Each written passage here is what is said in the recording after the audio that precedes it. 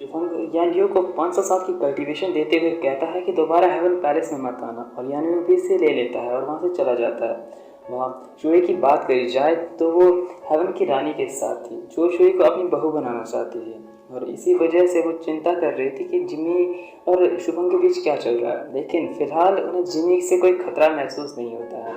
Jimmy रोयो की से बात कर रही थी और उसे फियोनेक्स काफ़ी ज़्यादा अच्छा लगता था, उसकी तारीफ़ कर रही थी। तो वो अपने माइंड में एक आइडिया आती है कि वो फियोनेक्स से हेल्प मांगी कि उसकी कुछ मैजिकल प्रोग्रेस उसे उधार लेगी, और इस मुहिम में वो जुड़ जाती है। वो निमोटल से मदद के लिए जाती है, और वो निमोटल से 3 चीज़ें बताता है। फर्स्ट, उसके लिए काफ़ी डिलीशियस डिशेस वगैरह ले जाती है, लेकिन इस सब का कोई फ़ायदा नहीं होता है, इसमें काफ़ी ज़्यादा कमियाँ निकाली जाती है। सेकंड, वो उसकी मसाज करके उसे धमकाने की कोशिश करती है, तो फायर इमोटल से एक ही किक में बाहर कर देता है, दरवाज़ा बंद हो जाता है। थर्ड, अब आ जाती है सिंपैथी, और फायर इमोटल झील के किनारे अब एक तरह से बात ले रहा था, तो वहाँ पे जिमी चली जाती है, उसे छाता करती है और एक तरह से उससे इमोशनली ब्लैकमेल करती है। तो फायर मोटर कहता है ठीक है, मैं कुछ एक ट्रिक्स जानता हूँ जिससे कल्टीवेशन को इम्प्रूव करा जाता है, लेकिन मुझे इसके लिए अपनी पढ़ाई के लिए किसी एसेस्ट्री की ज़रूरत है।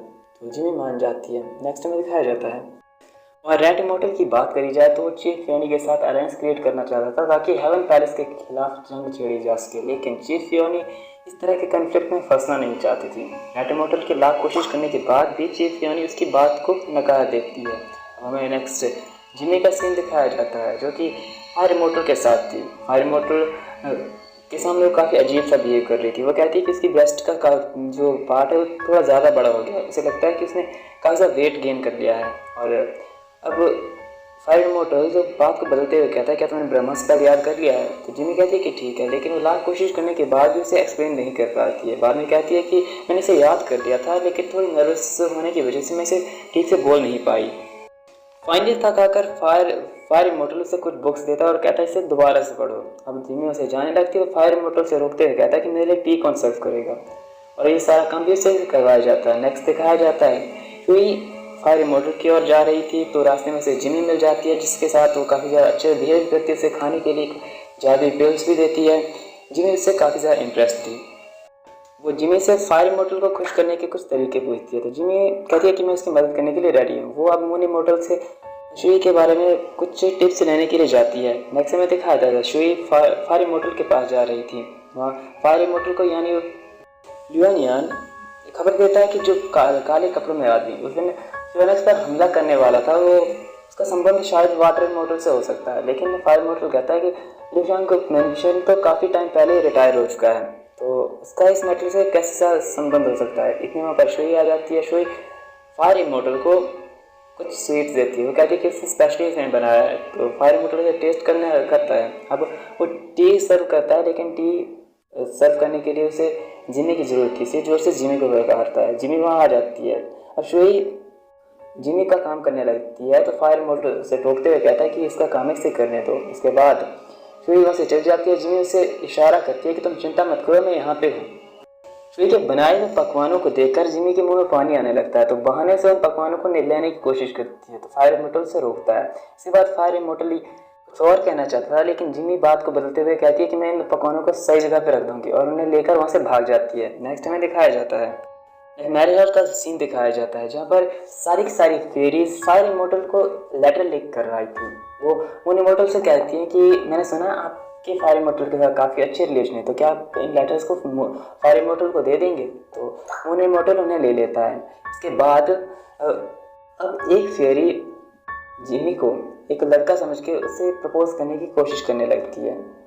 खैर मून इमोर्टल उसे वहाँ से भगा देता है। नेक्स्ट, अब जिमी फायर मून इमोर्टल से इसी तरह से शुफंग को इम्प्रेस करने के तरीके पूछने लगती है। ये सब तरीके स्पेशली वह शुई के लिए पूछ रही थी, लेकिन मून इमोर्टल को लगता है कि जिमी को फायर इमोर्टल से प्यार हो चुका है, इसी वजह से उसे काफ़ी तरीके बताता है। नेक्स्ट सीन में दिखाया जाता है जिमी पी के काफ़ी ज़्यादा ड्रंक हो चुकी है और नशे की हालत में ऐसे ही बड़बड़ा रही थी। शुफंग उसके पास ही होता है। वो कहता है कि जो मैंने तुम्हें किताबें दी थी, क्या तुमने उन्हें पढ़ा? तो जिमी कहती है कि हाँ, और जब वो किताबों के पूरे बारे में पूछता है तो जिमी कहती है वो नीचे है।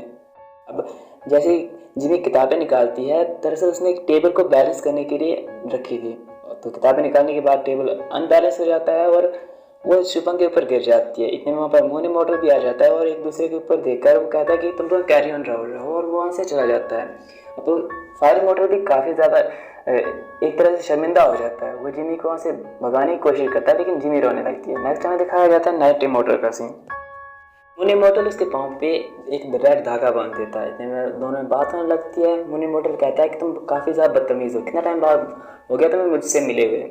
रनी उससे माफ़ी मांगता है, लेकिन उस धागे को ले निकाल के उसे दे देता है। वो कहता है कि आप बोल रहे हैं कि रनी की शादी पहले से फिक्स हो चुकी है। तो मुनी मॉडल कहता है कि तुम्हें पता है कि वाटर मॉडल और विंड मॉडल का कोई बच्चा नहीं है, तो तुम्हारी शादी कैसे हो गई। अपने हाथ में लगे रेड थ्रेड को देखते हुए रनी से पूछता है क्या हेवन पैलेस में कोई नई नौकर आई है, सर्वेंट आई है। तो मुनी मॉडल पहले तो मना कर देता है, लेकिन बाद में जिमी के बारे में बताता है कि वो काफ़ी ज़्यादा ओबीडियंट है और चिवी पैलेस में रहती है। शिफांग उसे अपने साथ लेकर आया है।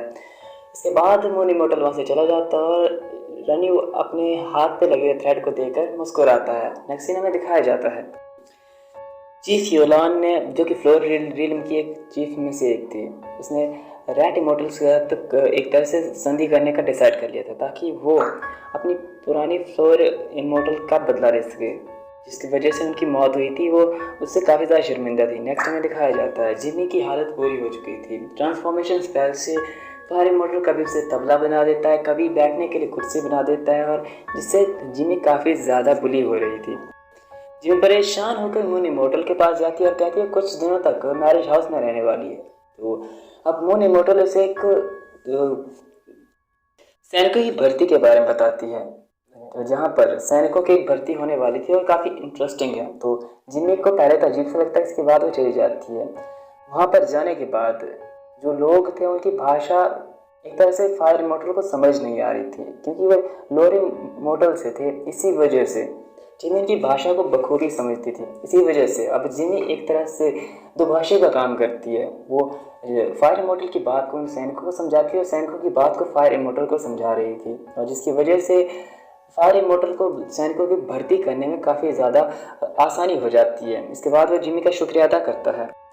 अब एक और सीन दिखाया जाता है जहाँ पर एक लड़की सैनिक के भेस में चली जाती है शोंजी पैलेस में, ताकि वहाँ जाके नाइट इमोटल से शिक्षा ले सके। नाइट इमोटल का स्टूडेंट से कहता है कि शायद आप गलत पैलेस में आ गए, आपको चीफ पैलेस में जाना चाहिए, लेकिन वो कहती है कि सही जगह पे आई है। नेक्स्ट हमें दिखाया जाता है फायर इमोटल इतना ज़्यादा खुश था कि वो जिमी से काफ़ी अच्छी तरह से बात करता है, क्योंकि जिमी कई तरह की भाषाएं जानती थी। इसी वजह से वो अब फायर इमोटल को इम्प्रेस कर पाती है। वहाँ सैनिकों ने कुछ स्पिरिचुअल एक तरह से खाना, जिसको जो चावल से बना था, उसे बांटने की बात करते हैं। जिमी कहती है कि मैं इस मैटर में हेल्प कर सकती हूँ, लेकिन फायर इमोटल कहता है कि तुम इस मैटर में कोई हेल्प नहीं करोगी, तुम अपना काम से काम रखो, तुम चीटिंग कर सकती हो। इसी वजह से जिमी को अलग रखा जाता है। वहाँ वो सैनिक भी अब रैनी के पैलेस में चला जाता है। रैनी को पहले तो लगता है कि शायद स्वर्ग की रानी ने कोई चाल चली है और किसी को उस पर जासूसी करने के लिए भेजा है, लेकिन बाद में उसे थोड़ा सा विश्वास होने लगता है और उसे अपने साथ रख लेता है। नेक्स्ट हमें डीमन रीजन का सीन दिखाया जाता है। चुंजी नाम के एक हैवान को कोई आज़ाद कर देता है। ये इतना खतरनाक हैवान था जिसे फायर इमोटल और नाइट इमोटल मिलकर भी नहीं हरा सकते थे, और इसी वजह से अब स्वर्ग पे एक विपदा आने वाली थी। नेक्स्ट हमें फ्लोर मोटर का सीन दिखाया जाता है। चीफ योनी काफ़ी ज़्यादा परेशान थी जिमी को लेकर। उसे पता ही नहीं है कि जिमी है कहाँ। इसी वजह से वो अब अपने सैनिकों को भेजने की कोशिश करती है ताकि जिमी को ढूंढा जा सके। वहाँ हमें फायर मॉडल का सीन दिखाया जाता है, जो ध्यान लगाने में व्यस्त था, और जिमी इसके पास ही थी। वो भी एक तरह से ध्यान लगाने की कोशिश कर रही थी, लेकिन नाकाम हो रही थी। एक सेवक आता है और उसे एक लेटर देके चला जाता है, कहता है कि फायर इमोटल को दे देना, और जैसे ही वो लेटर फायर इमोटल को देती है, यहीं पे एपिसोड नंबर 4 समाप्त हो जाता है। नेक्स्ट एपिसोड भी जल्दी आ जाएगा। तब तक के लिए चैनल को सब्सक्राइब और वीडियो को लाइक जरूर